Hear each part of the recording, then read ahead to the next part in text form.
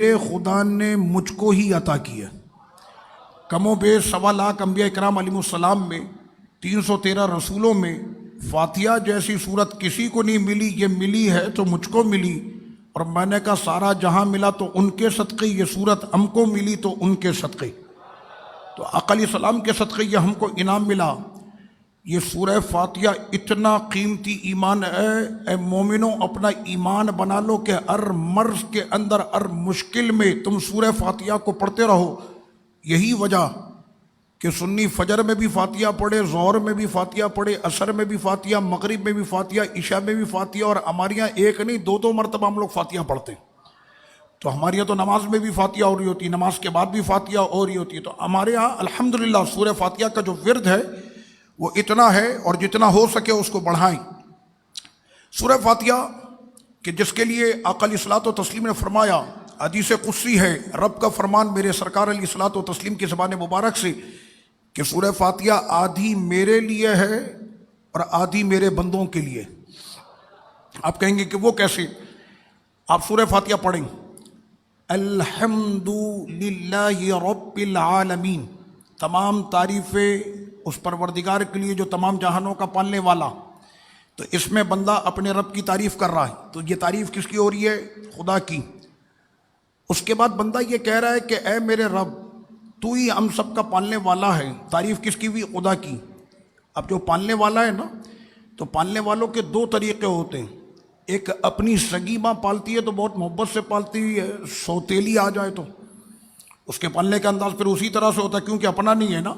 تو رب کریم نے فرمایا کہ تمام جہانوں کا پالنے والا، لیکن پالتا کیسے؟ فرمایا الرحمن الرحیم، نہایت رحمتوں اور نہایت مہربانی کے ساتھ پالتا، کیونکہ اس کی صفت ہے رحمان اور رحیم۔ تو یہ دوسری تعریف بھی کس کی؟ میرے پروردگار کی۔ مالک یوم الدین، اب بندہ اس بات کا اعتراف کر رہا ہے کہ ایک دن اے میرے مالک میں نے آنا ہے، اور وہ دن ہوگا قیامت کا دن، اور اس دن کا جو مالک ہے وہ مالک تو ہی ہوگا۔ قیامت کے دن کا تو ہی مالک ہے۔ یہ تعریف کس کی؟ میرے خدا کی۔ اس کے بعد پھر چوتھی بات کیا ہوئی؟ ایاک نعبد و ایاک نستعین، ہم تیری ہی عبادت کرتے ہیں، تیرے سوا ہم کسی کی عبادت نہیں کرتے، تیری ہی عبادت کرتے ہیں، اور اپنی ہر مشکل میں مالک ہم تیری ہی طرف استعانت کرتے ہیں۔ تو بندہ جس وقت میں یہ پڑھتا کہ تیری عبادت خالص تیرے لیے اور تیرے سے ہی اے میرے مالک مدد ہے، تو یہاں تک تو ہو گیا معاملہ رب کریم کی ذات گرامی کا۔ اس کے بعد پھر کیا شروع ہوتا؟ اہدنا الصراط المستقیم، میں نے اپنے رب کی جب ثنا کر لی، اب میں اس سے دعا کر رہا ہوں، مالک تیرا حق ثنا کا میں نے ادا کر لیا، مرتے دم تک مجھ کو صراط مستقیم پہ قائم فرما۔ صراط الذین انعمت علیہم، ان لوگوں کے راستے پر چلا جن پر تو نے انعام کیا، غیر المغضوب علیہم ولا الضالین، اور نہ ہی گمراہوں کا، اور نہ ہی کہ جن پر تیرا غضب ہوا، ان کے راستے سے ہمیں بچا۔ تو یہ سورہ فاتحہ کہ جس میں میرے رب کی شان بھی ہے، اور ساتھ میں رب کریم کی بارگاہ میں گڑ گڑا کر وہ دعائیں مانگنی ہے کہ جس کے ذریعے سے بندہ مرتے دم تک ایمان پر قائم رہے گا۔ جس کو خدا کی طرف سے ہدایت نصیب ہو جائے تو پھر اس سے دنیا کی کوئی طاقت گمراہ۔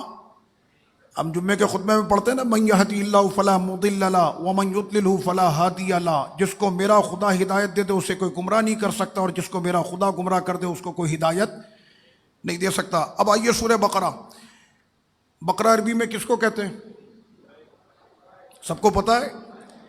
بقرہ عربی میں کہتے ہیں گائے کو، اور یہ ہے بڑے قاف سے۔ یہ نہ کوئی سمجھے کہ بقرہ چھوٹا جو ہمارے یہاں ہوتا بقرہ، وہ نہیں ہے، یہ بقرہ، بقرۃن، جس کا مطلب ہے گائے۔ عربی میں بقرہ کہتے ہیں گائے کو۔ سورہ بقرہ مدنی ہے، اور اس کے آغاز میں حروف مقطعات ہیں۔ یہ سارا ذکر ہم پہلے بھی کر چکے کہ یہ وہ حروف مقطعات کے اللہ اور اس کے رسول کے درمیان یہ کوڈ ہے، جس کا معنی خدا جانے اور حبیب مصطفیٰ جانے۔ بس اتنا یہ سمجھ لیں، یہ اللہ اور اس کے رسول کے مابین یہ کوڈ ہے کہ لانے والے فرشتے جو ہیں جبریل امی کے جو وحی بھی لے کر آ رہے ہیں، تو یہ راز ہے خدا اور پیارے مصطفیٰ کے مابین۔ تو رب کریم نے فرمایا ذالک الکتاب لا ریب فیہ، وہ بلند رتبہ کتاب قرآن، شک کی جگہ نہیں۔ میں اس پر بڑا غور کرتا رہا، اور رمضان سے پہلے میں نے جتنی بھی تقریر کی اس میں نے لوگوں کو یہی بتایا، قرآن کہتا ہے قرآن شک کی جگہ نہیں۔ آج اس کے اوپر تھوڑی دیر کے لیے ٹھہر جائیں۔ قرآن شک کی جگہ نہیں، تو اگر شک نہیں ہے تو پھر حق ہے، شک نہیں تو حق ہے۔ بس اب ہمارے انشاءاللہ 30 دن اسی درس حق کے چلیں گے۔ بس آپ کے سامنے جو بھی بات میں کہتا جاؤں آپ کا حق ہے، کیا ہے؟ اس لیے میرے خدا نے اس کتاب کے آغاز میں ہی فرما دیا اس میں شک نہیں، یہ سارا حق ہے۔ اس میں جو شک کرے گا تو پھر وہ حق سے چلا جائے گا، ایمان سے چلا جائے گا۔ تو اب جتنے بھی قاعدے آئیں گے آگے، وہ سارے قاعدے کس کے ہیں؟ وہ قرآن کے قاعدے، اور سارے کیا ہیں؟ حق۔ اس کے بعد پھر رب کریم نے فرمایا ایمان والوں کی شان، کہ ایمان والے وہ ہوتے ہیں جو غیب پر ایمان رکھتے ہیں۔ غیب کیا ہے؟ اللہ کی ذات گرامی غیب ہے، جنت غیب ہے، جہنم غیب ہے، محشر غیب ہے، پل صراط غیب ہے، میزان غیب ہے، حوض کوثر غیب ہے، سارا کیا ہے؟ غیب۔ تو مومن کا میں نے ابھی بتایا نا کہ سب سے پہلے مومن کی شان یہ ہوتی ہے وہ غیب پر ایمان رکھتا۔ غیب پر سب کا ایمان ہے، غیب پر۔ ایک دن مر کر ہم نے اپنے خدا کی بارگاہ میں جانا ہے، بولو ایمان ہے۔ قبر میں جانا ہے، سوالات ہونے ہیں، محشر سجنا ہے، اور وہاں پر رب کے حضور پہنچنا ہے، جنت ملنی ہے، سرکار کے دست کرم سے حوض کوثر ملنا ہے، یہ سارا غیب ہے، اور مومن غیب پر ایمان رکھتا۔ تو رب نے فرمایا کہ جو غیب پر ایمان رکھتا ہے تو پھر وہ کیا کرتا ہے؟ پہلا کام فرمایا وہ یقیمون الصلاۃ، وہ نماز قائم رکھتا۔ وہ نماز غیب کے بعد سب سے پہلی چیز کیا، یعنی ایمان کے بعد مومن کا سب سے پہلا عمل کون سا ہے؟ کہ وہ نماز قائم رکھتا، اور جو رب کریم نے اس کو رزق دیا اس میں سے وہ خرچ بھی کرتا ہے۔ بات آپ کے سمجھ میں آ گئی؟ ابھی یہی مسئلہ دوبارہ آگے آئے گا، اقیموا الصلاۃ وآتوا الزکاۃ، نماز قائم رکھو، زکوٰۃ دیتے رہو۔ وہی بات ہو رہی ہے کہ نماز قائم رکھو اور اللہ نے جو رزق دیا اس میں سے اللہ کی راہ میں خرچ کرتے رہو۔ اس کے بعد کیا فرمایا؟ ابھی بھی مومن کے اوصاف چل رہے ہیں۔ اچھا یہ ذہن میں رکھیں کہ جو مومن کے اوصاف ہیں، سورہ بقرہ اس کے بالکل آغاز میں ایمان بالغیب کی بات ہو گئی۔ اس کے بعد آقا علیہ الصلوۃ والتسلیم کی بارگاہ میں یہ سوال بھی ہوا تھا، سرور کونین صلی اللہ علیہ وسلم سے صحابہ کرام علیہم رضوان نے پوچھا کہ یا رسول اللہ صلی اللہ علیہ وسلم فتنوں کے وقت میں بچیں گے کیسے؟ فتنے ہوں گے، بچیں گے کیسے؟ توجہ ہے آپ کی میری طرف؟ فرمایا فتنوں کے وقت میں بچیں گے کیسے؟ میں نہیں پوچھ رہا، سرکار سے صحابہ پوچھ رہے ہیں۔ وہ زمانہ جو سب سے بہترین زمانہ ہے، وہ مکان جو سب سے بہترین مکان ہے، وہ زمین جس کی قسم اللہ قرآن میں یاد کرے، سامنے ان کے جو وجود ہے، وہ کائنات میں سب سے افضل وجود، سب سے اولیٰ و اعلیٰ ہمارا نبی، ان سے وہ پوچھ رہے ہیں کہ سرکار یہ بتائیں کہ فتنوں کے وقت میں بچیں گے کیسے؟ میرے آقا نے فرمایا جس نے قرآن تھام لیا وہ بچ گیا۔ ہم لوگ یہ باتیں سنتے ضرور ہیں، لیکن اس کے بعد پھر ہم باہر نکلتے ہیں نا تو ہم سمجھتے ہیں کہ یار جنہوں نے کرنا تھا وہ کر لیا، ہم نے تو وہی کرنا ہے جو ہم نے کرنا ہے۔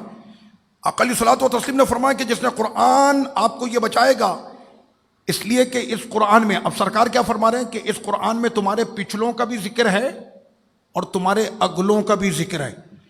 پچھلوں کے بارے میں تم پڑھ لینا کہ فرعونیوں کے ساتھ کیا ہوا، قارونیوں کے ساتھ کیا ہوا، حامانیوں کے ساتھ کیا ہوا، گزشتہ قوموں کے ساتھ کیا ہوا، تو یہ ذکر بھی قرآن میں ہے۔ اور یہ ذکر یہ بھی بتا رہا ہے کہ میدان محشر میں دائیں ہاتھ میں ڈگری کس کو ملے گی۔ تو آقا علیہ الصلوۃ والتسلیم نے فرمایا پچھلوں کا بھی ذکر اس میں ہے، آنے والوں کا ذکر بھی اس میں ہے۔ اچھا اب سورہ بقرہ میں آیت نمبر 6 سے لے کر 10 تک، آیت نمبر 6 سے لے کر 10 تک جو ہے وہ کافروں کا ذکر ہے۔ ان الذین کفروا سواء علیہم اانذرتم ام لم تنذرهم لا یؤمنون ختم اللہ علی قلوبہم۔ یہ سارا ذکر کس کا ہے؟ 6 سے لے کر 10 تک یہ ذکر جو ہے یہ کافروں کا ذکر ہے۔ اور کافروں کے ذکر میں رب کریم نے کیا فرمایا؟ اس لیے کہ ہمارے یہاں یہ تعریف پوچھی جاتی ہے کہ جناب کافر سے مراد کون ہے؟ تو فرمایا کہ وہ لوگ کہ جنہوں نے کفر کیا، برابر ہے ان پر کہ ان کو آپ ڈرائیں یا نہ ڈرائیں، یہ ایمان لانے والے نہیں ہیں۔ اللہ نے ان کے دلوں پر مہر لگا دی اور ان کے کانوں پر اللہ نے مہر لگا دی اور ان کی آنکھوں پر پردے ہیں اور اللہ نے ان کے لیے بڑا عذاب رکھا. اور اس کے بعد فرمایا کہ جو لوگ یہ کہتے ہیں کہ ہم ایمان لائے اللہ پر اور قیامت کے دن پر لیکن وہ مومن نہیں اور وہ دھوکہ دیتے ہیں اللہ کو، وہ دھوکہ دیتے ہیں اللہ کو. اب یہاں پر مسئلہ یہ کہ آیت نمبر 10 تک رب کریم نے فرمایا فی قلوبہم مرض، ان کے دلوں میں مرض ہے، ان کی آنکھوں پہ پردہ ہے، حالانکہ وہ دیکھتا بھی ہے سنتا بھی ہے. توجہ کریں. اور بار بار جب ذہن کے اندر کوئی آنے لگ جائے نا کہ بورنگ ہو رہی ہے تو ایسے وقت میں پھر یاد رکھیے گا قرآن میں شک نہیں، قرآن، اب بس یہ درس یاد رکھیے گا. کہیں پر بھی آپ کو یہ آنے لگ جائے نا ارے یہ کون سی باتیں ہو رہی ہیں، تو پھر یہ یاد رکھیے گا قرآن میں شک نہیں، قرآن حق ہے. تو رب کریم نے فرمایا کہ ان کی آنکھوں پر پردہ، ان کی کانوں پہ پردہ، وہ گونگے ہیں، زبان نہیں ہے، یعنی سب کچھ ہونے کے باوجود بھی ان کے پاس کچھ نہیں. میں ایک لفظ یہاں پر کہہ دوں، جن کے پاس ایمان ہے میرے خدا نے کہا انہی کے پاس سب کچھ ہے، اور جن کے پاس ایمان نہیں ہے دنیا کی ساری رونقیں تم دیکھ لو انہی کے پاس نظر آتی ہیں، لیکن میرے خدا نے واضح طور پر فرما دیا ان کے پاس تو کچھ بھی نہیں ہے، نہ دیکھنے کے لیے آنکھ ہے، نہ سننے کے لیے کان ہے، ان کے دلوں پر تو مہر لگ گئی اور اللہ نے ان کو دلوں میں مرض رکھا، ان کے دلوں میں. تو اب آپ یہ سمجھ گئے قرآن کیا حق، تو پتہ یہ چلا کہ سارے یورپ والے، سارے کافر، وہ سارے کے سارے کیا ہیں؟ دل کے مریض. کیا ہیں؟ یاد رہے یہ میں قرآن کی ساری تعریفیں کر رہا ہوں. قرآن نے کہا وہ سارے دل کا مریض تو پہلی مرا ہوا ہوتا ہے، میرا خدا فرما رہا ہے وہ سارے دل کے مریض ہیں. اس کے بعد آیت نمبر 6 سے 10 تک تو کافروں کا ذکر ہوا، اور 11 سے لے کر 20 تک سورہ بقرہ کی، اس میں جو ذکر ہو رہا ہے یہ منافقوں کا ذکر ہو رہا ہے. کافروں کا ذکر واضح طور پر کر دیا کہ یہ دیکھنے کے باوجود بھی ایمان نہیں لائیں گے. یہ پچھلے بھی جو انبیاء گزرے نا یہ ان پر بھی ایمان نہیں لائے، میرے حبیب یہ آپ پر بھی ایمان نہیں لائیں گے. یہ بالکل واضح ہو گیا. کافر اپنے کفر کا جو اعلان کرے گا واضح طور پہ کرے گا، لیکن ساتھ میں پھر ذکر کیا منافقوں کا. اب جب منافقوں کی بات آئی تو رب کریم نے فرمایا کہ یہ منافق کریں گے تو کیا کریں گے. اب سنیں منافق کرتا کیا، بہت توجہ کے ساتھ سنیں، قسم خدا کی یہ سارے درس حق ہیں اگر یہ بات ہم کو سمجھ میں آ جائے. ہم جب زندگی میں جا رہے ہوتے ہیں نا کسی کو دیکھیں فساد کرتے ہوئے تو آپ آہستہ سے سمجھ لیجئے گا یہ منافق ہے. اس لیے رب نے فرمایا کہ منافق کی پہلی صفت یہ ہوگی کہ وہ زمین میں کیا کرے گا؟ فساد کرے گا. جب آپ اس کو بولیں گے نا ابے تو فسادی ہے، کہنے نہیں میں تو معاشرے کی اصلاح کر رہا ہوں. سمجھ میں آ رہی ہے آپ کے؟ میں تو معاشرے کی اصلاح کر رہا ہوں. یہ پہلی صفت. پھر اس کی دوسری صفت کیا بیان ہوئی؟ رب نے فرمایا کہ یہ فسادی جو ہے یہ اپنے فساد میں اتنے آگے نکل جائے گا کہ اس کو پھر پتہ ہی نہیں چلے گا کہ میں فسادی ہوں. وہ دین سے اتنا دور جا چکا ہوگا، یعنی قوم کو کہے گا کہ میں اصلاح کی بات کر رہا ہوں، میں اصلاح کی بات کر رہا ہوں، میں اصلاح کی بات کر رہا ہوں، اور اس کے بعد پھر خود وہ کام وہ کرے گا جس سے لوگوں کو ہمیشہ روکتا رہا، اور خود پھر وہ کام کرے گا. کیوں؟ کہ اس کے دل میں فساد ہے اور اس نے فساد کرنا، اور وہ فساد کو فساد سمجھ کے نہیں کرتا بلکہ وہ فساد کو بھی کہتا ہے کہ جو میں کر رہا ہوں بالکل ٹھیک ہے.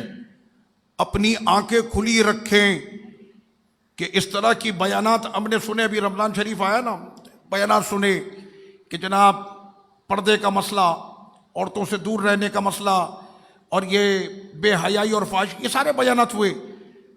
لیکن پھر جب اپنی دکان کی افتتاح ہوئی تو پھر ساری چیزیں ختم ہو گئی. پھر کوئی بے حیائی، کوئی فحاشی، کوئی بھی اس طرح کا معاملہ جو ہے اس کے اندر پھر نظر نہیں آتا. تو صرف رب کریم نے فرمایا کہ فسادی ہوگا لیکن اس کو محسوس بھی نہیں ہوگا کہ میں فسادی ہوں.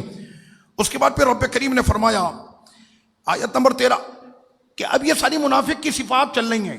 کاش کہ آپ لوگ اپنے دماغ کے دریچوں میں فساد کی جو ہے، اچھا منافق کی جہاں پر بات ہو رہی ہے نا، ہم لوگ کیا کرتے ہیں صرف درس ہم نے سنا، سننے کے بعد ہم نے یاد کر لیا اچھا صحیح ہے جو فسادی ہوگا منافق ہے، جو ایسا کرے گا وہ منافق. اگر ہم بھی فساد کر رہے ہیں یا ہم بھی گھروں کے اندر فساد کر رہے ہیں، دو بھائیوں کو لڑوا دیا، دو بہنوں کو لڑوا دیا، آپس میں خاندان میں جھگڑا کروا دیا، تو میرے رب نے فرمایا کہ جو بھی فساد کرے وہ منافق ہے. فساد کرانا کس کا کام ہے؟ منافق کا کام۔ اس کے بعد پھر فرمایا کہ اچھا جب ان سے کہا جائے گا ایمان لاؤ تو وہ کہیں گے ہم تو پہلے سے ایمان والے ہیں، ہم تو پہلے سے ایمان والے۔ تو رب کریم نے فرمایا کہ نہیں، یہ ایمان نہیں ہے۔ منافقوں کو کہا یہ ایمان نہیں ہے، کہنا نہیں ہمارے پاس تو ایمان ہے، ہم نے تو کلمہ بھی پڑھا ہے، ہم نے تو نبی کا کلمہ پڑھا ہے، ہم تو ایمان والے۔ رب کریم نے فرمایا کہ تمہارے پاس ایمان نہیں ہے۔ تو انہوں نے کہا کہ اے میرے مالک ہمیں پھر یہ بتا کہ ایمان کی کوئی صورت ہوتی ہے، اس لیے کہ ایمان تو دل کی کیفیت ہے۔ تو رب کریم نے فرمایا کہ کما آمن الناس، تم کو ایمان کی کیفیت دیکھنی، ایمان کی صورت دیکھنی ہے نا، تو ان کو دیکھ لو جن کے پاس ایمان ہے اور اس کا نام ہے ابو بکر صدیق، اس کا نام ہے فاروق اعظم، عثمان غنی، مولا علی۔ اب معیار ایمان کو جب آپ سمجھ گئے، یہ رب نے فرمایا کما آمن الناس، جیسا وہ لوگ ایمان لائے تم کو بھی ویسا بھی اپنا ایمان بنانا پڑے گا۔ اب جب آپ کے سامنے یہ ایمان کی تعریف جو ہے وہ ہو گئی نا، تو اب اس تعریف کے بعد میرے سامنے کوئی اتنا بڑا پکڑ بن کے آ جائے، یا میرے سامنے کوئی 5 جبے پہن کے آ جائے، یا اتنی لمبی داڑھی شریف رکھ کے وہ آ جائے، معیار ایمان سورہ فاتحہ کے اندر میرے خدا نے بیان فرما دیا کہ ہمارے لیے معیار ایمان کون ہے، کہ جن پر اللہ نے انعام کیا وہ سارے کے سارے لوگ معیار ایمان ہیں۔ تو میرے لیے معیار ایمان 4 یار ہیں۔ میرے لیے معیار ایمان مدینے کا حسن، کربلا کا حسین، لاہور کا داتا، اجمیر کا خواجہ، بغداد کا عبد القادر جیلانی ہے۔ یہ معیار ایمان ہے، ان کو رب کریم نے معیار ایمان رکھا، اس لیے کہ ہمارا جو درس ہے وہ درس قرآن محبتوں کا پیغام ہے، نفرتوں کی بات نہیں۔ اس لیے کہ قرآن کے آغاز میں رب نے فرما دیا کہ رب کو اصلاح کرنے والے پسند ہیں، فسادی پسند نہیں۔ سمجھ گئے آپ؟ اس کے بعد پھر رب کریم نے فرمایا اچھا جب ان کو کہا نا کہ ایسا ایمان لاؤ جیسا یہ لوگ ایمان لائے، تو جانتے انہوں نے کیا کہا؟ قالوا انؤمن کما آمن السفہاء، ہم ایسا ایمان لائیں جیسا بے وقوف ایمان لائیں۔ تو رب کریم نے جانتے کیا فرمایا؟ فرمایا الا انہم هم السفہاء ولکن لا یعلمون، یہ جو کہنے والے ہیں نا یہ خود بے وقوف بھی ہیں، یہ جاہل بھی ہے۔ یعنی رب کریم اپنے حبیب کے غلاموں کا دفاع کس انداز میں کیا کہ انہوں نے تو صرف ایک لفظ بے وقوف کہا تھا، رب نے فرمایا کہنے والا بے وقوف بھی ہے، نرا جاہل بھی۔ میرے رب نے ایسے دفاع کیا۔ آپ جانتے ہو اس کی وجہ کیا ہے؟ بے وقوف کیوں کہا؟ آج بھی سرکار کے غلاموں کو دنیا بے وقوف سمجھتی ہے، سڑکوں پر بیٹھے ہوئے لوگ سمجھتے ہیں بے وقوف بیٹھے ہوئے، اور تم کو کیا پتا وہ جب حضور کا نام لیتا اور جامع شہادت نوش کرتا اور اس وقت بھی اس کی زبان پہ سرکار کا نام ہوتا ہے، تمہیں کیا پتا اس کے استقبال کے لیے تو میرے آقا تشریف لاتے۔ بندہ جس کی تمنا کرے وہ تمنا اس کو ملتی ہے۔ تو ایسے وقت میں رب کریم نے فرمایا کہ تم نے بے وقوف کیوں کہا ان کو؟ اس کی وجہ یہ، صحابہ کرام علیہم الرضوان نے آقا علیہ الصلوۃ والتسلیم کے سامنے ایسے کام کرنا شروع کر دیے تھے جو اس سے پہلے پوری دنیا میں کسی نے کیے ہی نہیں تھے، پوری دنیا میں کسی نے نہیں کیے، صحابہ نے شروع کیے۔ جانتے وہ کیا کام؟ آقا علیہ الصلوۃ والتسلیم کے جسم مبارک سے لگ کے جو پانی گرتا تھا نا، تو صحابہ اکرام اس کو لینے کے لیے ایسے بڑھتے تھے کہ مکے کا کافروں کا جاسوس عروہ بن مسعود الثقفی وہ یہ کہتا ہے کادوا ان یقتتلون علی وضوئی، مجھے تو لگ رہا تھا کہ سرکار کے اس پانی کو لینے کے لیے کہیں گے آپس میں ایک دوسرے کی گردنیں نہ کاٹ دیں، ایسے کھینچتے تھے ایک دوسرے کو، یہ صحابہ اکرام کا انداز ہوتا۔ تو جب انہوں نے یہ دیکھا کہ حضور کے لعاب کے لیے وہ جھپکتے، حضور کے تبرکات پر وہ کٹ مرنے کو تیار ہو جاتے، تو منافقین نے جب یہ دیکھا تو کہنے لگے یہ تو بے وقوفوں کا ایمان ہے۔ تو رب نے فرمایا تم کو پتہ نہیں یہی ایمان ہے، یہی۔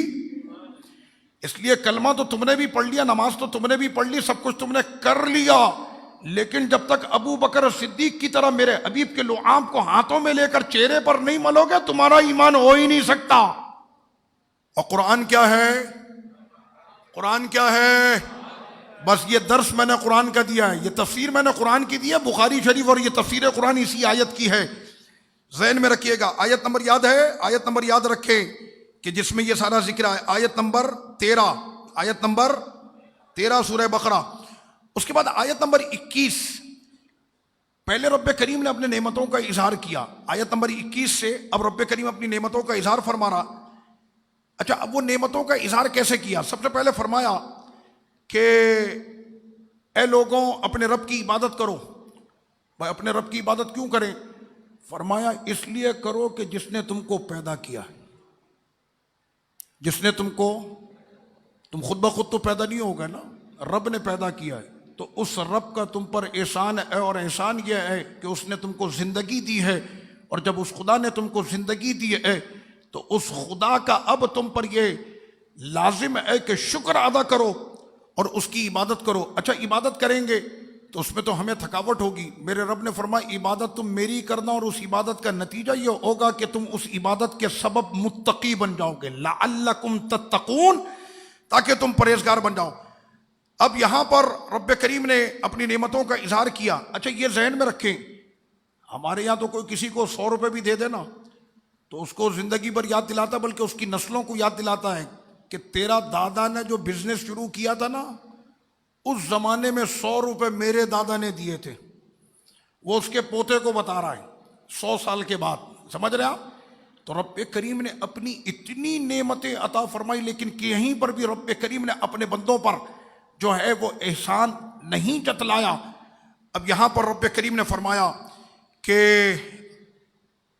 سب سے پہلے تو فرمایا کہ اس پر کوئی جو ہے احسان نہیں. دوسرا یہ آیا کہ ایک بندے کو رب کریم سمجھا رہا، یا ہم کسی ایک بندے کو سمجھاتے ہیں. ہماری پہلی مرتبہ سمجھانے پر جب نہیں سمجھتا تو ہم کیا کہتے ہیں؟ چھوڑو یار نہیں سمجھتا.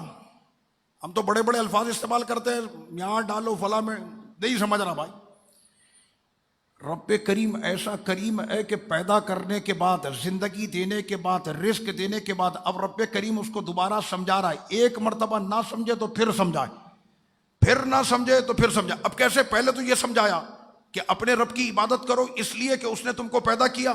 اس کے بعد دوسری آیت میں انداز دیکھے میرے خدا کا، فرمایا وہی خدا کہ جس نے تمہارے لیے اس زمین کو ایسا بچھا دیا جیسے تم قالین پر چلتے ہو، تو اس زمین کو تمہارے لیے رب کریم نے ایسے ہی سیدھی زمین بنا دی تاکہ میرے بندے کو چلنے میں دشواری نہ ہو. جعل لکم الارض فراشا، ایسے بچھا دیا. آپ سمجھتے ہیں عربی میں فراش کہتے ہیں بستر کو، کہنے ایسے زمین کو بچھا دیا جیسے تمہارے لیے بستر بچھا دیا. ہمارے یہاں کوئی بستر بچھائے تو ہم اس کے ہاتھ چومتے ہیں، اس کا شکریہ ادا کرتے ہیں. میرا خدا فرما رہا ہے تمہارے لیے پوری زمین کو بستر کی طرح بچھا دیا ہم نے. اگر ٹیڑھی میڑھی ہوتی، کھدری ہوتی، اس میں نوکیں نکلی ہوتی، زمین ایسے ایسے کروٹیں لے رہی ہوتی، پہاڑوں کی طرح یوں یوں زگ زیگ میں ہوتی، کیا کر لیتے؟ میرے رب نے فرمایا کہ پھر دوبارہ اپنے بندے کو اس انداز میں سمجھایا.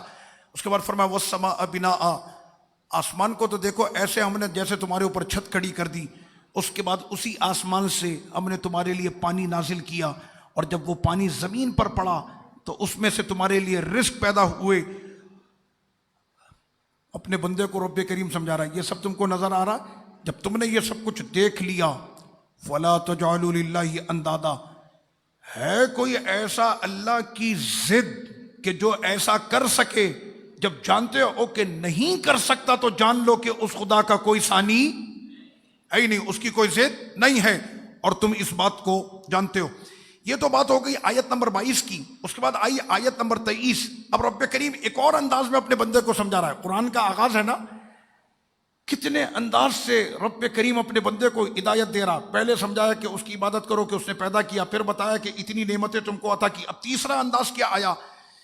ان نعمتوں کا ذکر کیا کہ بندہ جس کا خیال بھی نہیں کر سکتا.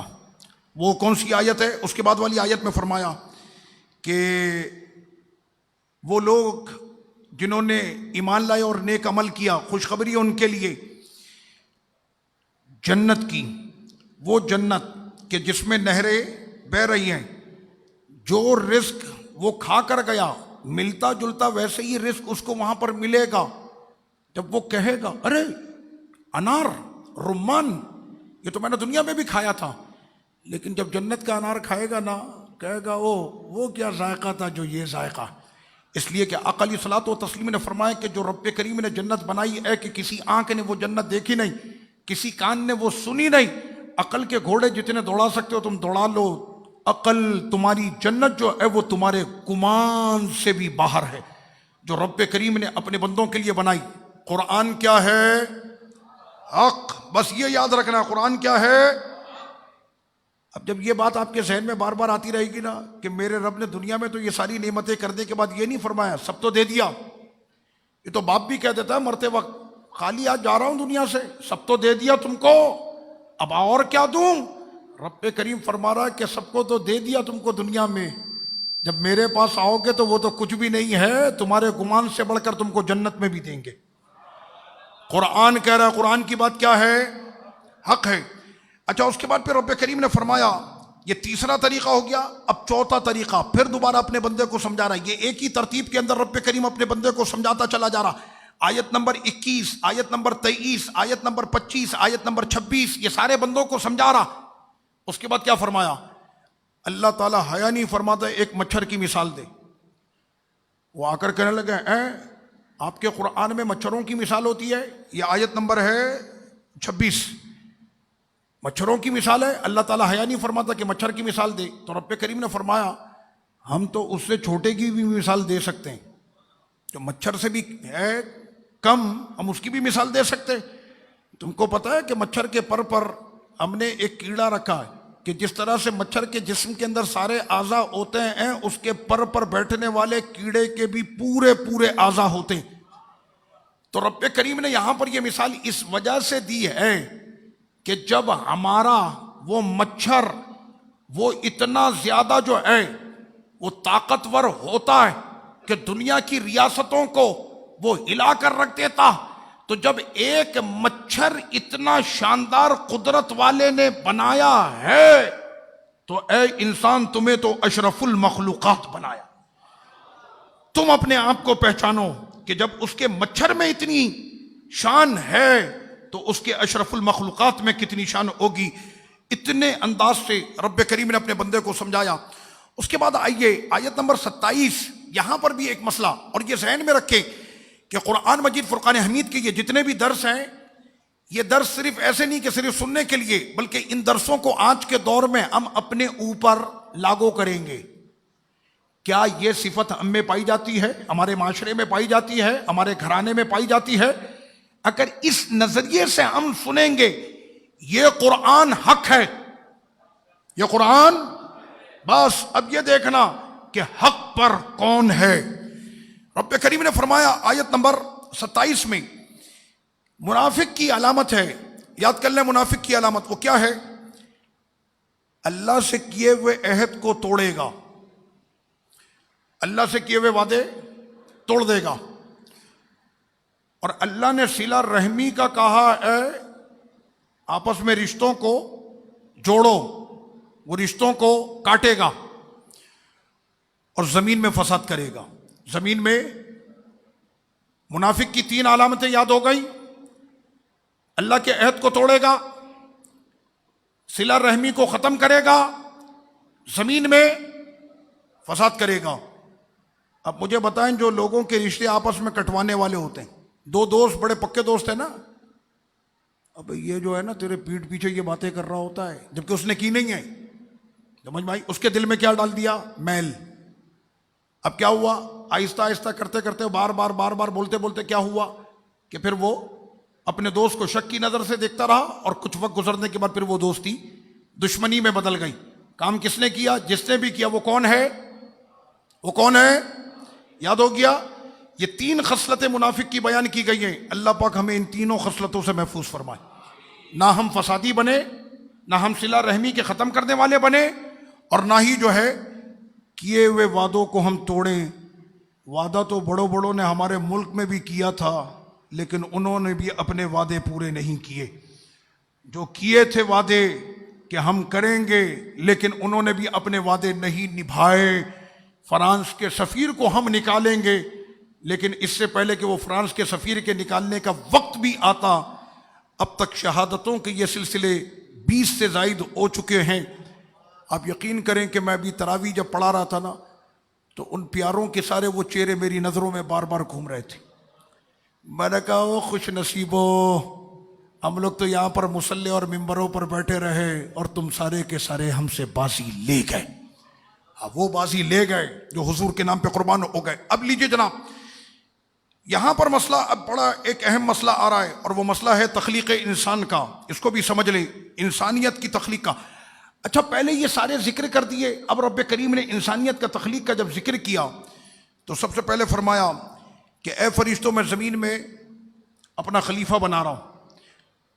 حضرت آدم علیہ السلام کو رب کریم نے یہ نہیں فرمایا کہ میں زمین پر کسی جو ہے وہ انسان کو پیدا کر رہا ہوں، یا میں زمین پر جو ہے وہ کسی پوسٹ مین کو پیدا کر رہا ہوں جو میرا میسج لے کر جائے گا. معاذ اللہ، کوئی اس طرح کا لفظ نہیں. لفظ دیکھے کتنا بڑا، فرمایا میں زمین میں اپنا خلیفہ بنا رہا ہوں. اللہ کا نبی زمین پر اللہ کا کیا ہوتا ہے؟ خلیفہ.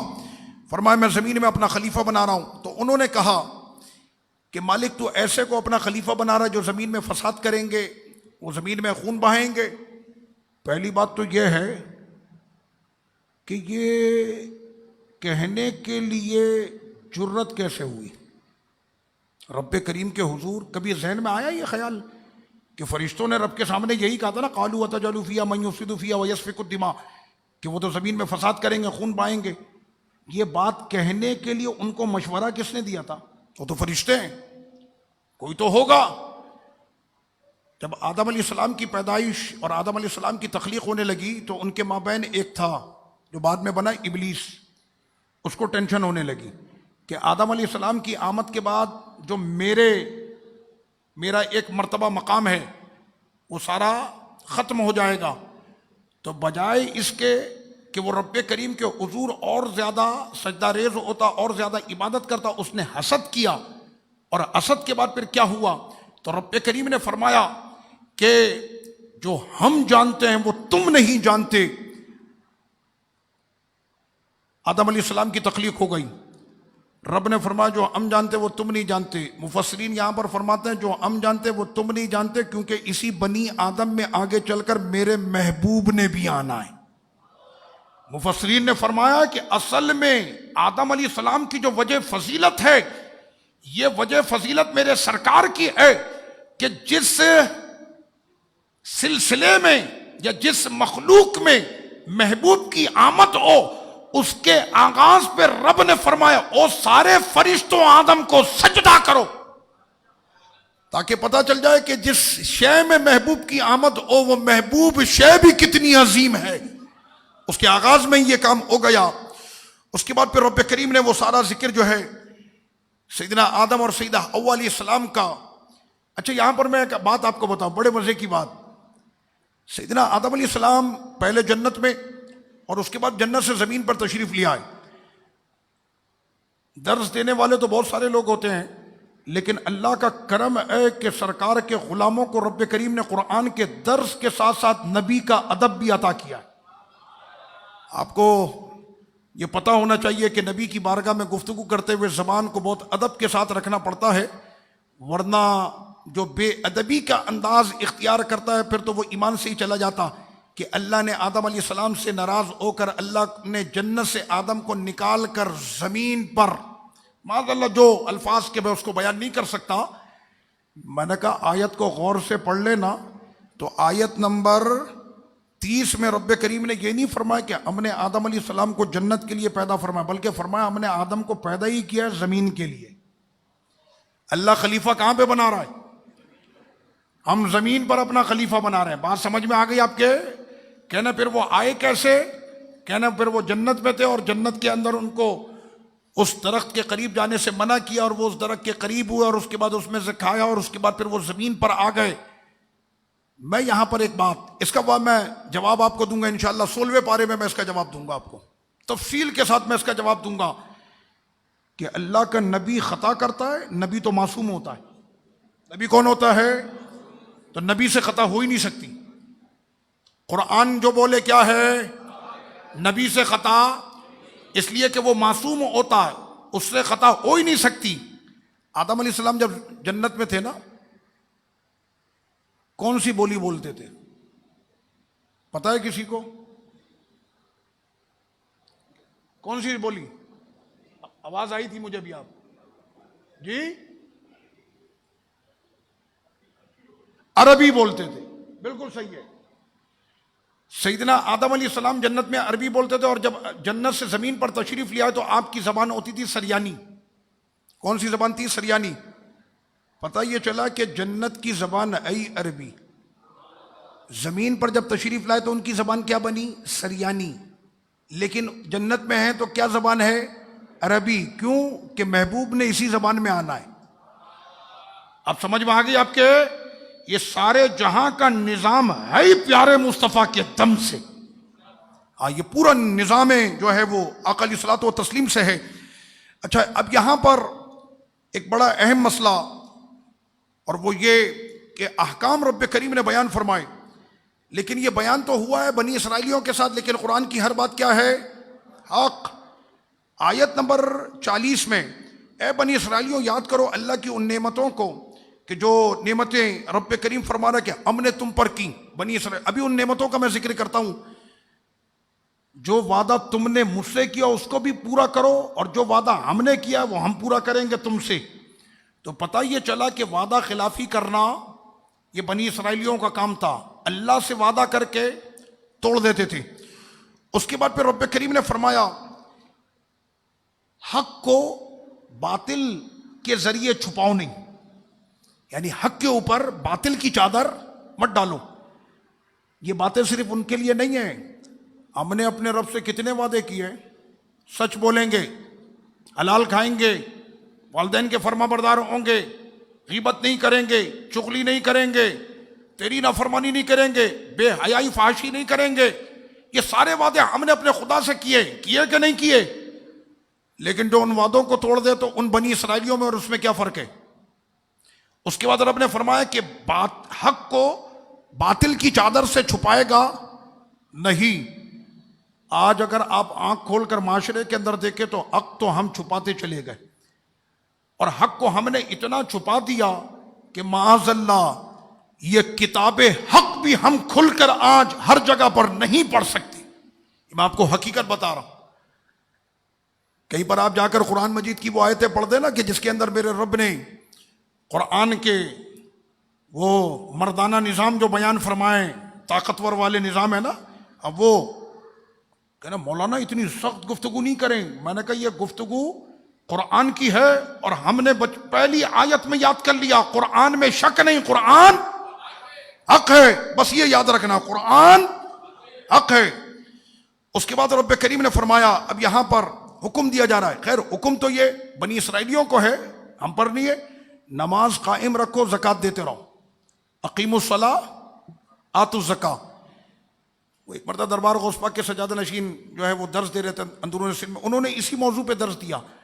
تو انہوں نے یہ فرمایا کہ کچھ عبادتیں ایسی ہیں کہ اس کے ساتھ دوسری بھی شامل ہے. جب تک دوسری نہیں کرو گے تو پہلی نہیں ہوگی، پہلی نہیں کرو گے تو دوسری نہیں ہوگی. اطیعوا اللہ و اطیعوا الرسول. اللہ کی اطاعت کرو ساتھ اس کے رسول کی اطاعت کرو. تو اسی طرح سے فرمایا اقیموا الصلاۃ آتوا الزکاۃ. نماز قائم رکھو، زکوٰۃ دو. نماز پڑھی، زکوٰۃ نہیں دی، زکوٰۃ دی، نماز نہیں پڑھی. جب تک دونوں نہیں کرو گے دونوں عمل نہیں ہو سکتے. ایک کرے گا تو دوسرا نہیں ہوگا، دوسرا کرے گا تو پہلا نہیں ہوگا. کرنے دونوں، یاد رہے گا، دونوں کرنے پڑیں گے. اس کے بعد رب کریم نے فرمایا کہ یہ وہ لوگ ہیں کہ جن کی یہ تمنا ہے ایک دن میری آنکھ بند ہوگی اور جب کھلے گی تو سامنے میرے رب کا جلوہ ہوگا. جو اس تمنا کے ساتھ جیتے ہیں کہ ایک دن میں نے اپنے رب کے حضور پہنچنا ہے. اب میں بات کر رہا تھا، اب آ گیا یہ پورا ذکر بنی اسرائیلیوں کا. یہ رکوع جو ہے یہ رکوع نمبر 5 ہے، ربع ہو چکا، اور ربع کے بعد جو ہے پھر یہ ذکر شروع ہو رہا. بنی اسرائیلی ایک قوم، حضرت سیدنا موسیٰ علیہ السلام کے زمانے میں یہ قوم تھی. اس قوم کے اندر عادت تھی ہٹ دھرمی کی، جس کو کہتے ہیں اناد، عربی میں کہتے ہیں اناد، ضدی پن، ہٹ دھرمی، اپنی بات پہ ڈٹ جانا اور اپنی بات کو زبردستی منوانا. لیجئے جناب، بچھڑے کی پوجا کرنا شروع کر دی انہوں نے، بچھڑے کی پوجا کرنے لگی، اس کو بچھڑے کو.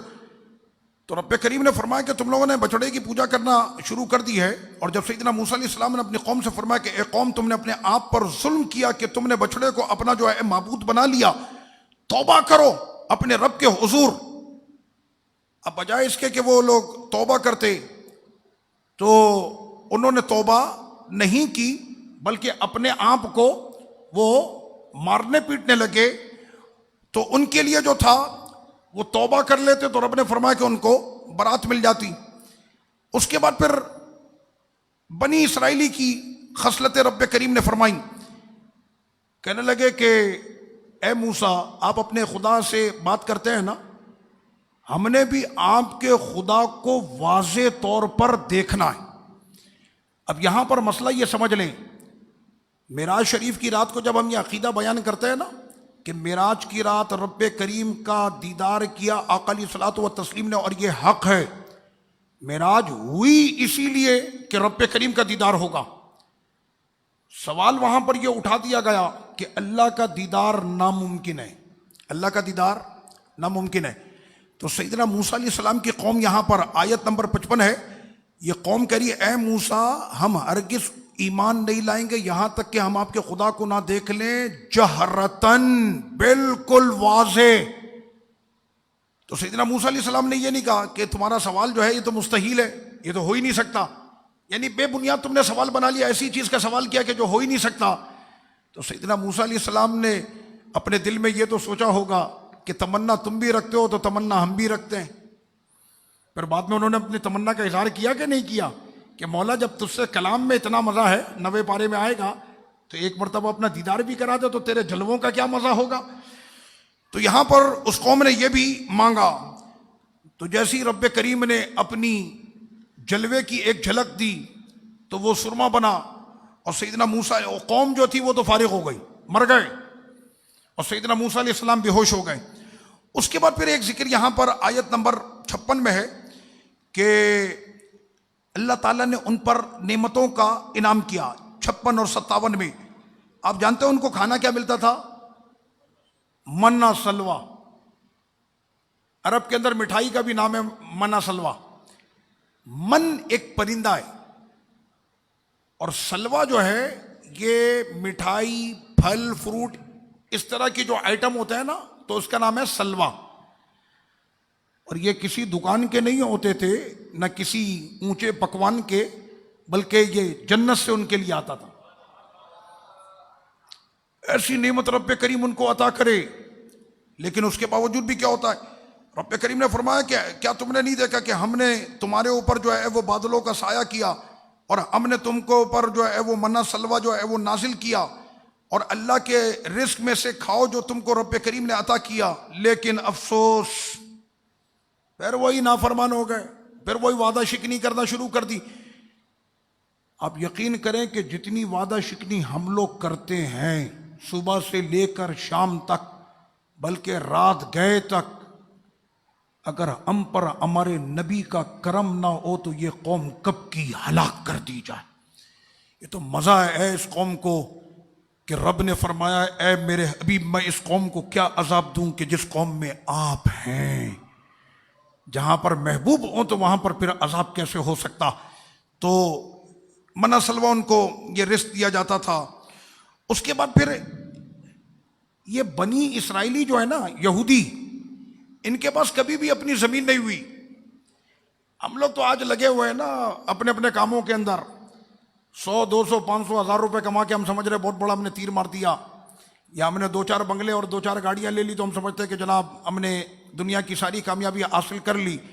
آپ جانتے ہیں ہم لوگوں نے اس قرآن کو پڑھنا چھوڑ دیا ہے، لیکن یہودی آج بھی سر جوڑ کر بیٹھے ہوئے ہیں کہ ہمیں تابوت سکینہ کہیں سے مل جائے۔ وہ تابوت سکینہ کا ذکر آئے گا کل، تو تابوت سکینہ کے لیے وہ لوگ ابھی بھی تلاش کر رہے ہیں، اور ہم لوگ کہاں پر کیا تلاش کر رہے ہیں؟ وہ لوگ قرآن میں تلاش کر رہے ہیں، اور ہم لوگ اس قرآن کو بھول چکے ہیں۔ یہ ہے وہ قرآن جس کی ہر بات حق ہے۔ اب رب کریم نے فرمایا کہ تمہارے پاس زمین وغیرہ تو ہے نہیں، تم دھتکارے ہوئے ہو، ہر طرف سے پھٹکار تمہارے اوپر پڑی ہوئی ہے۔ اچھا، جیسے ان کے اوپر مشکل آتی تھی دوڑ کر جاتے تھے کہاں پر؟ نبی کی بارگاہ میں، تو پتہ یہ چلا کہ اس زمانے میں بھی بڑے سے بڑے ہٹ دھرم بھی ہوں، ان کو پتہ ہے کہ مشکل کشائی ہوتی نبی کے در پہ. سمجھ باری آپ کے؟ وہ سارے دوڑ دوڑ کر پہنچتے تھے حضرت موسیٰ علیہ السلام کا، اس دفعہ معافی، آئندہ وعدہ نہیں توڑیں گے. سیدنا موسیٰ علیہ السلام پھر رب کریم کی بارگاہ میں کہتے، رب کریم معافی دے دیتا. گھر پہ گئے، مٹکا کھولا، سارا پانی خون، کنواں خون، سارے ٹینک خون، تالاب خون، دریا خون، سب پانی ان کا خون ہو گیا، پیو خون. اب وہ سارے پریشان، پہنچے، معافی ملے گی، پھر وعدہ توڑ دیا، آئندہ تو نہیں کرو گے، توبہ، پانی ہو گیا، پھر پانی ملا، پھر دوبارہ توڑ دیا. یہ تھی عادت بنی اسرائیلیوں کی. اب ان کے لیے رب کریم نے فرمایا کہ جب ہم نے ان سے کہا، آیت نمبر 58 ہے کہ داخل ہو اس گاؤں میں اور کھاؤ جو تم کو اللہ نے بے پناہ نعمت دی ہے، کھاؤ.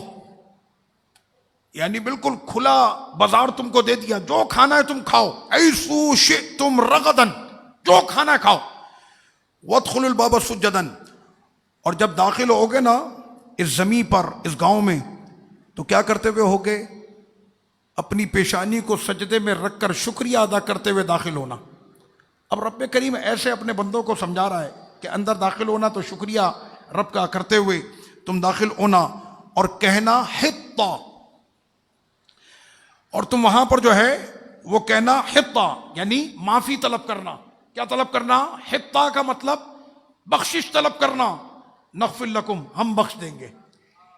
میرے رب نے پورا طریقہ بیان کر دیا. اس گاؤں میں داخل ہو، پیشانی کو اپنی جو ہے وہ سجدے میں رکھنا، مجھ سے بخشش طلب کرنا، ہم تمہارے تمام گناہوں کو معاف کر دیں گے. صرف معافی نہیں کریں گے، وَسَنَزِيدُ الْمُحْسِنِينَ، خیر کرنے والوں پر تو ہماری زیادتی ہوتی ہے، بڑھا دیں گے، ہم بڑھا دیں گے. اب جانتے ہیں جس وقت میں گاؤں میں داخل ہوئے تو انہوں نے کیا کیا؟ فَبَدَّلَ الَّذِينَ ظَلَمُوا، اللہ نے جو قول ان کو کہنے کے لیے کہا تھا، بجائے اس کے کہ حطہ کہتے، وہ کہنے لگے ہنطا. وہ کھانا کی چیز ہے، وہ حطہ کی جگہ انہوں نے کہا ہنطا. تو رب کریم نے فرمایا پھر وہی اردرمی، ہم نے حطہ کہا تو تم نے اس کو ہنطا کر دیا. لو، پھر تم نے اپنی جان پر ظلم کیا، اور ظلم کرنے والے فاسقوں کو اللہ معاف نہیں کرتا. رب کریم نے فرمایا اب پھر معافی نہیں، اب لیجئے جناب. پھر آئے سیدنا موسیٰ علیہ السلام سے آ کر کہنے لگے، اے موسیٰ علیہ السلام، ہمارے لیے پانی پینے کا بڑا مسئلہ ہوتا ہے، قوم قبیلے بہت سارے ہو گئے، پینے کا چشمہ ایک ہے، تو آپ اپنے رب سے دعا کریں نا کہ ہمارے لیے چشموں کا انتظام ہو جائے. لیجئے جناب. پھر دوبارہ سیدنا موسیٰ علیہ السلام، میں نے کہا جب کلیم اللہ اپنے امت کے ان نافرمانوں کی اتنی مشکل کشائی کر رہے ہیں تو درود و سلام پڑھنے والے کی حبیب اللہ کیسی حاجت روائی کرتے ہوں گے، سرکار کیسی محبت کرتے ہوں گے اپنے ان غلاموں پر کہ جو اس وقت بھی کھڑے ہوئے اپنے نبی کی عزت پر پہرا دے رہے ہیں. تو آپ نے پھر دعا کی، رب کریم نے آنے والے ہر قبیلے کے لیے ایک ایک چشمہ عطا کر دیا، اور ہر گروہ نے اپنے چشمے کو جان لیا. رب نے فرمایا اب خیر ہے، ٹینشن تو نہیں ہے، اپنے اپنے چشموں سے پانی پیو، اللہ کا شکر ادا کرو اور خوش خوش رہو، زمین میں فساد مت کرنا. پھر چین نہیں آیا، پھر پہنچ گئے، منع سلوہ مل رہا ہے، چشمے کا بہترین پانی مل رہا ہے، اور کہا کہ فساد نہیں کرو، بس اللہ کا شکر ادا کرتے رہو، یا اللہ تیرا شکر، یا اللہ تیرا شکر. نہیں، پھر آئے کہنے لگے ایک کھانے پر ہم صبر نہیں کریں گے. توجہ کریں، کہنے لگے ہم ایک کھانے پر صبر نہیں کریں گے. آپ دعا کریں کہ اللہ زمین میں سے ہمارے لیے مختلف چیزیں اگا دے. رب کریم نے فرمایا اتنی پیاری جنت کی نعمت ہم تم کو دے رہے، تم کو وہ پسند نہیں آ رہی؟ اہبطوا مصرا، اترو. وہ جو میرے خدا نے فرمایا، یہاں پر میں بہت آپ کو باریک بات بتا رہا ہوں. سیدنا موسیٰ علیہ السلام کی قوم کون ہے؟ بنی اسرائیل. کون؟ یہودی. یہودی. وہ جو میرے رب نے فرمایا نا، اور نکلو، گاؤں میں لایا تھا نا رب، ایک قریے میں لایا تھا. یہ بھی تو بتایا نا کہ باپ سے جب داخل ہو گئے دروازے سے تو سجدے کے ساتھ داخل ہونا. اب ان کو مسکن مل گیا، رہنے کا مسکن پورا گاؤں میرے خدا نے ان کو عطا کر دیا.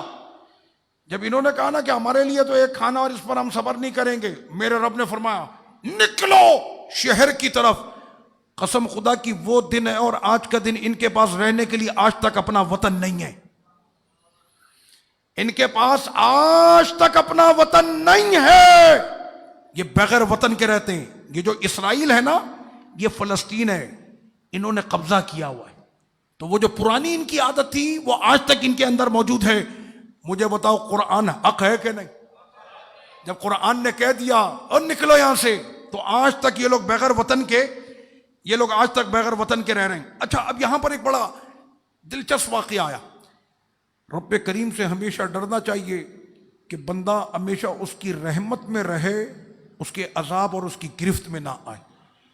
ہمیشہ بندہ اور اللہ کو عاجزی کرنے والے بندے بڑے پسند ہیں، اس کے سامنے گڑ گڑانے والے، اس کے سامنے بار بار توبہ کرنے والے.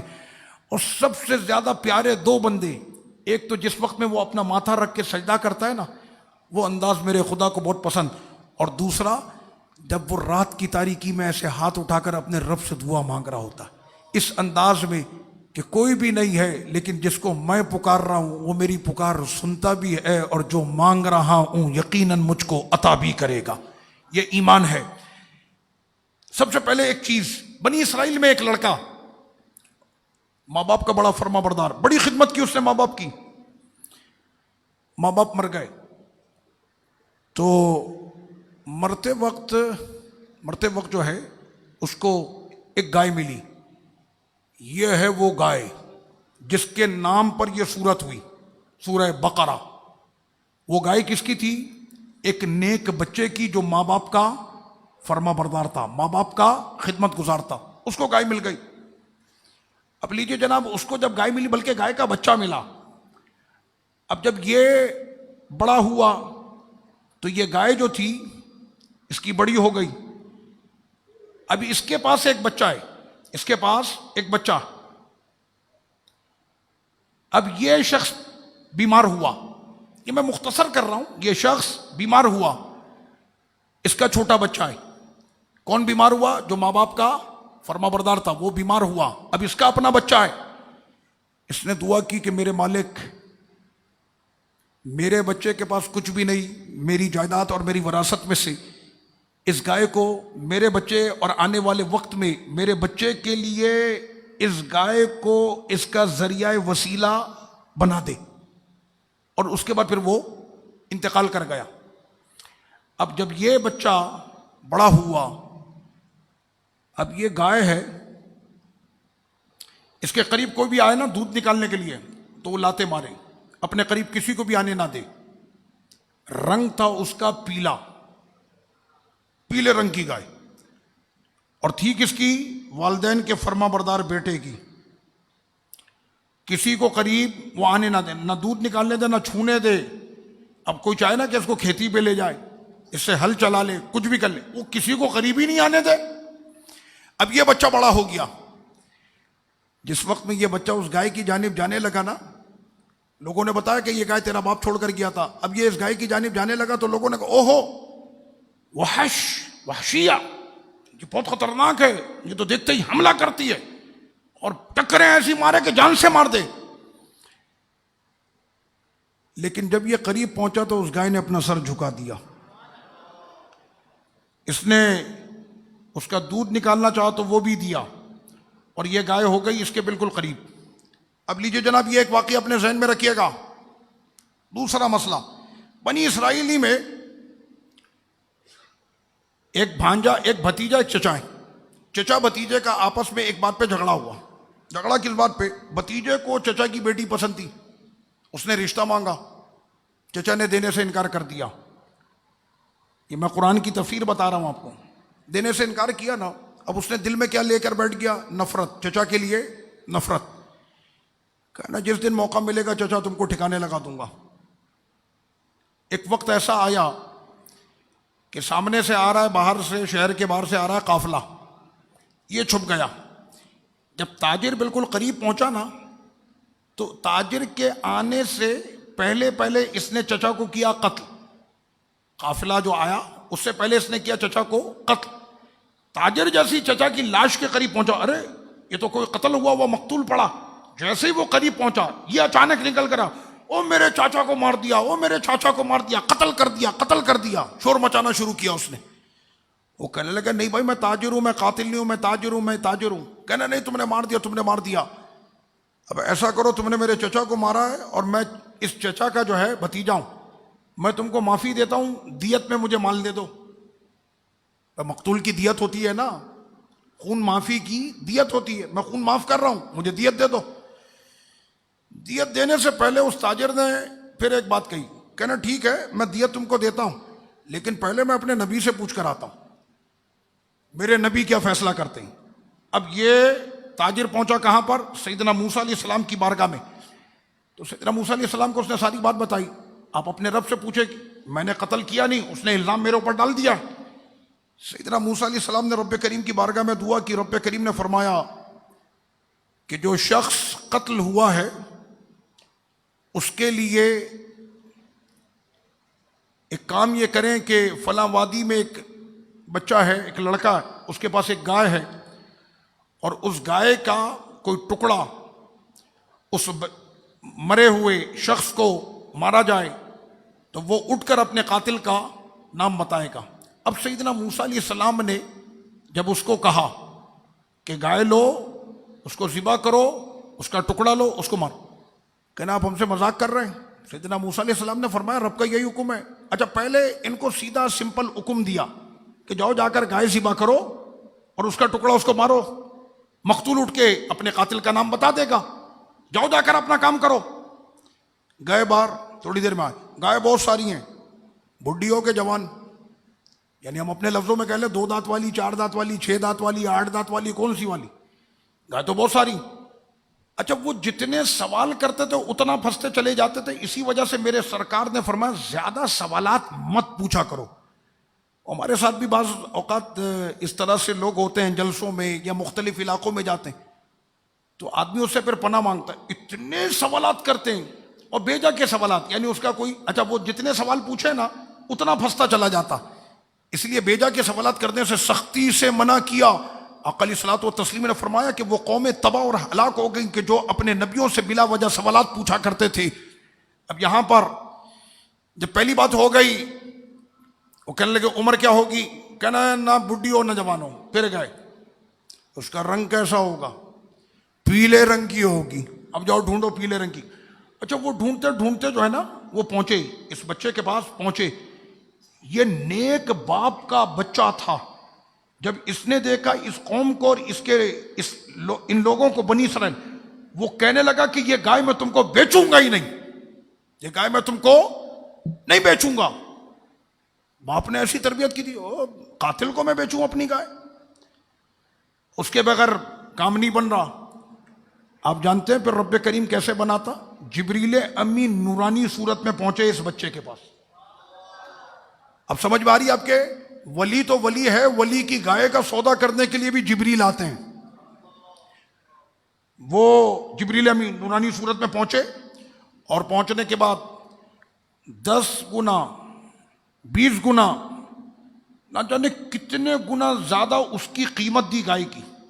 اور چہرہ جب وہ دیکھے جبریل امی نورانی صورت، تو اس نے پھر یہ سودا کر لیا. جبریل امی نے پھر یہ گائے سیدنا موسیٰ علیہ السلام تک پہنچائی اور موسیٰ علیہ السلام نے پھر اس قوم کو دی. پھر اس قوم نے جو ہے اس گائے کو ذبح کیا، اور اس کو ذبح کرنے کے بعد اس کی جو اگلی دستی تھی اس کو جو ہے قبر کھول کے اس مقتول کو جو قبر میں لیٹا اس کو جب مارا، وہ اٹھا اور اس نے پھر اپنے قاتل کا پتہ بتا دیا. کچھ بات آپ کے سمجھ میں آ رہی ہے؟ یہ گوشت کا اتنا سا لوتھڑا جو ہے نا، وہ بھی بے جان ہے، اور جس کو مارا گیا ہے وہ بھی بے جان ہے. اور میرے رب نے فرمایا جو تمام جسموں میں جان ڈالنے والا خدا ہے وہ اسی ذکر کو یہاں پر فرما رہا ہے کہ ہیں تو دونوں میت، لیکن آیت نمبر 73 فرمایا فَقُلْنَا اضْرِبُوهُ بِبَعْضِهَا كَذَلِكَ يُحْيِي اللَّهُ الْمَوْتَى. دونوں بے جان تھے، ہم نے دونوں بے جانوں میں کیسی ایک کو جان عطا کر دی کہ مردہ زندہ ہو گیا. تو رب کریم آیت نمبر 73 میں فرما رہا ہے ہم ایسے ہی زندہ کرتے ہیں. ہم ایسے ہی، جب ایک ولی کی گائے کی بوٹی میں اتنا دم ہے کہ کسی مردے کو لگے تو وہ زندہ ہو جائے تو میرے سرکار کے دربار کی خاک میں کتنا دم ہوگا. کہنے لگے زندہ کیسے ہوتا ہے؟ میں نے کہا میرا خدا کرتا ہے، میرا خدا کرتا ہے. اب لیجئے جناب یہاں پر ایک اور مسئلہ، اور وہ مسئلہ یہ ہے کہ آیت نمبر 74 یہاں پر ایک تو بات ہو گئی. اچھا رب کریم بار بار بنی اسرائیلیوں کو یہ ساری چیزیں دکھاتا تھا. یہ پہلے سپارے میں آپ کو تقریباً بنی اسرائیلیوں کا ذکر ملے گا، تو بار بار ان کو دکھائے، ایک مرتبہ ہو پھر ہو پھر ہو. اب جب یہ مسئلہ حل ہو گیا، بہت بڑی جنگ ہونے والی تھی، دو خاندان دو قبیلے قومیں آپس میں لڑتی اور ہزاروں کے قریب خون ریزی ہو جاتی، ہزاروں جانیں چلی جاتی. رب کریم نے اس ایک گائے کے ذریعے سے ہزاروں جانوں کو بچا لیا. سیدنا موسیٰ علیہ السلام کا شکریہ ادا کیا، آپ نے ایک مرتبہ پھر ہمیں جو ہے وہ گڑھے میں گرنے سے اور خون ریزی سے آپ نے بچا لیا، آپ کا بہت شکریہ. ٹھیک ہے، پھر گئے، پھر پلٹ گئے. ثم قست، اسی کے بعد پھر ان کے دل سخت ہو گئے. ثم قست، قست کہتے ہیں جیسے ہم کہتے ہیں نا قساوت قلبی. ثم قست قلوبکم، اس لیے میں کہتا ہوں قرآن مجید کو غور سے سنا کریں، سمجھ میں آتا ہے. اور یہ وہ مقدس کتاب ہے کہ جو اس سے دل لگائے نا یہ دل میں اتر جاتا ہے. میں ابھی جب تراویح پڑھ رہا تھا تو یقین کریں میں اپنے دل سے اپنے خدا کا شکر ادا کر رہا تھا کہ اے میرے مالک، لاکھوں کروڑوں گناہ اور نہ جانے کتنے ایسے کام کہ جو تیری ناراضگی کا سبب بنے، لیکن یہ تیرا کرم نہیں تو مجھ پر کیا ہے کہ 30 سال پہلے جو کتاب میں نے حفظ کی تھی ابھی بھی میری زبان پر جاری ہے.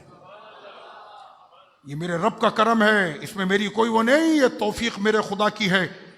لیکن جو اس کتاب سے دل لگا لیتا ہے یہ کتاب ہمیشہ اس کے دل میں سما جاتی ہے. یہ معجزاتی کتاب ہے. میں اس رمضان میں آپ کو صرف یہی بتاؤں گا، اس کتاب سے محبت کرنی ہے، اس کتاب سے. اور اس کتاب کا ہر درس کیا ہے؟ اس کتاب میں شک نہیں، بس یہ یاد رکھنا. پھر ان کے دل سخت ہو گئے. اچھا جب دل سخت ہوئے نا تو رب کریم نے اب ان سے فرمایا اتنے درس تو تم کو دے دیے، پیدا کیا، رزق دیا، آسمان بنایا، فرش بنایا، نعمتیں دی، منع سلوا دیا، پانی کے چشمے دیے، تم کو دال چاول لہسن پیاز سب کچھ دیا. ابھی پیچھے گزرا تھا نا، وہ فومیا وہ عدسیا وہ بصلیہا، بصل کہتے ہیں پیاز کو، فوم کہتے ہیں لہسن کو، عدس کہتے ہیں دال کو.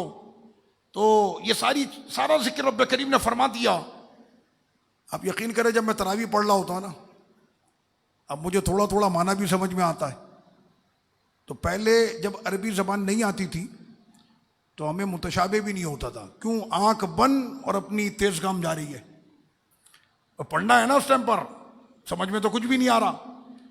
لیکن اب جب میں پڑھ رہا ہوتا نا، انہوں نے کہا قالوا اتتخذنا ہزوا، اس کے بعد پھر کہنے لگے قالوا ادع لنا ربک یبین لنا ما لونھا، اس کا رنگ کیسا ہوگا، وہ کتنی عمر کی ہوگی، وہ تو آدمی اس واقعے میں چلا جاتا، ان عبارتوں کے اندر چلا جاتا. اچھا جہاں عبارتوں میں گیا تو اب دماغ اور زبان جب دونوں ساتھ ملیں گی تو پھر آپ کی تلاوت چلے گی.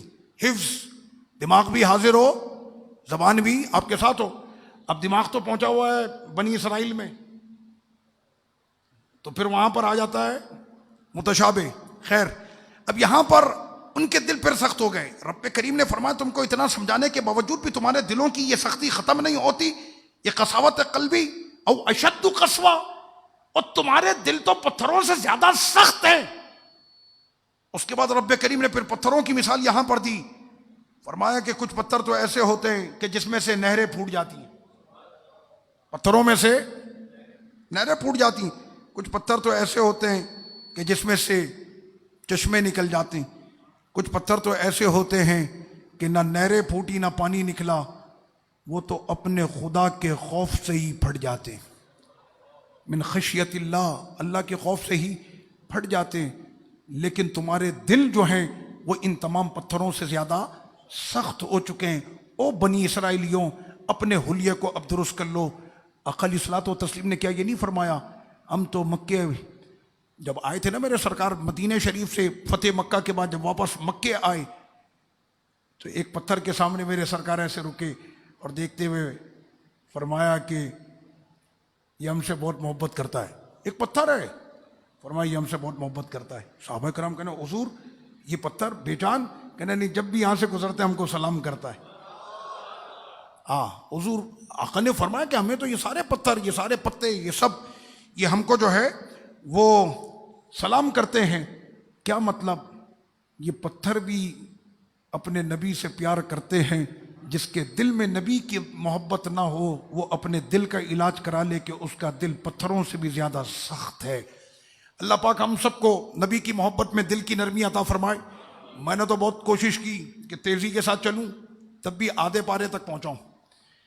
آپ کو مزے کا واقعہ سناؤں, اس کے بعد انشاءاللہ درس قرآن تو ہمارا چلتا رہے گا. سیدنا مولا کائنات اور سیدنا عبداللہ بن عباس رضی اللہ عنہما, یہ دونوں ملے عشاء کی نماز کے بعد. اور آپ کو پتہ ہے کہ پوری جماعت صحابہ میں سب سے زیادہ جو قرآن کی تفسیر جانتے ہیں وہ سیدنا عبداللہ بن عباس ہیں. آقا علیہ الصلوۃ والتسلیم نے فرمایا کہ یا اللہ میرے عبداللہ کو قرآن کا عالم بنا دے. حضرت عبداللہ بن عباس صحابہ کرام میں سب سے آگے بیٹھتے تھے, بالکل ینگ جوان, یعنی 18-20 سال آپ کی عمر ہے. تو عمر رسیدہ صحابہ کرام کو ناگوار گزرا کہ یار یہ بالکل سامنے آ کر بیٹھ جاتا ہے, ابھی ہمارے سامنے کا بچہ ہے, یہ سامنے آ کر بیٹھ جاتا. تو صحابہ کرام میں سے کسی نے کہا کہ اس کے سامنے بیٹھنے کی وجہ یہ نہیں ہے کہ یہ آل رسول ہے, خاندان رسول بنی ہاشم ہے, صرف یہ وجہ نہیں. آپ کو پتہ نہیں کہ ہماری پوری جماعت صحابہ میں اس سے بڑا قرآن کا کوئی عالم بھی نہیں ہے.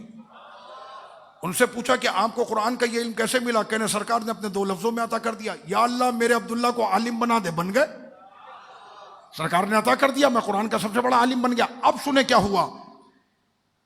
حضرت سیدنا مولا کائنات رضی اللہ عنہ نے فرمایا حضرت عبداللہ بن عباس سے کہ اے عبداللہ تم کو تو قرآن کی تفسیر بہت آتی ہے, رات میں عشاء کے بعد یہ جو سامنے ہمارا تربہ ہے, تربہ کہتے ہیں مقبرے قبرستان کو, بس قبرستان کے پاس آ جانا, ہم اور تم بیٹھ کے قرآن کی باتیں کریں گے.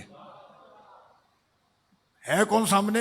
ایک مفسر قرآن اور دوسرا وہ ہے کہ ساری تفسیریں اور سارا علم بٹتا ہی اسی کے در سے, مولا کائنات شیر خدا. سیدنا عبداللہ بن عباس تشریف لے آئے, بیٹھ گئے. اب یہاں پر گفتگو شروع ہوئی سورہ فاتحہ سے, الحمدللہ رب العالمین. حضرت سیدنا عبداللہ بن عباس نے فرمایا کہ بھائی اس کا مطلب یہی ہے کہ تمام تعریف اس پروردگار کے لیے جو تمام جہانوں کا پالنے والا, اور اس سے مراد رب کریم کی ذات ہے کہ جہاں کی ساری تعریفیں اسی کے لیے. حضرت عبداللہ بن عباس رضی اللہ عنہ کے پاس جو تفسیر تھی وہ انہوں نے عطا کر دی. لیکن سیدنا مولا کائنات کا تو معاملہ یہ ہے کہ سرکار فرماتے ہیں شہر میں ہوں, دروازہ یہ ہے.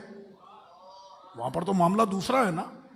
سیدنا مولا کائنات نے فرمایا کہ ٹھیک ہے, آپ نے جو تفسیر بیان کر دی تھی بالکل صحیح تفسیر آپ نے بیان کر دی. اب سنیں, الحمد تو ال میں الف ہے, الف لام ال, تو پہلا کیا ہے؟ الف.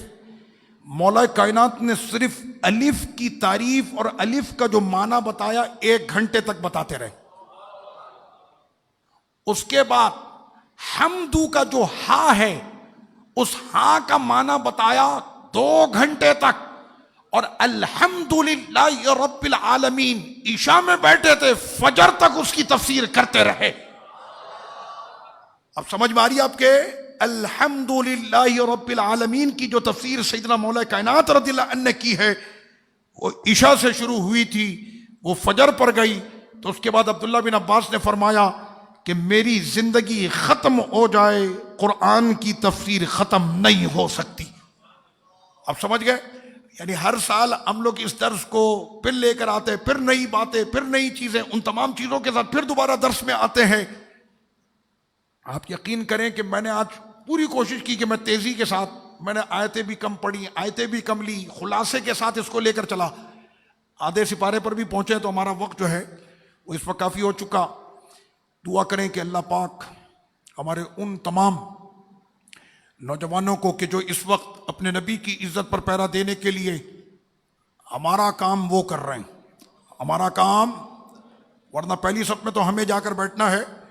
تو رب کریم غیب سے ان کی مدد فرمائے اور مولا کریم اپنے حبیب کی نظریں ان پر کر دے. سرکار کی نظروں میں ہوں, سارے سرکار کی نظروں میں ہوں, اور بالکل سرکار کی نظروں میں ہے. اے میرے مالک اپنے حبیب کی نظریں ہم کو بھی عطا کر دے. ہم بھی تیرے محبوب کی نظروں میں آ جا، بس ایسے کام کریں کہ جو تو بھی راضی ہو، تیرا حبیب بھی ہم سے راضی ہو۔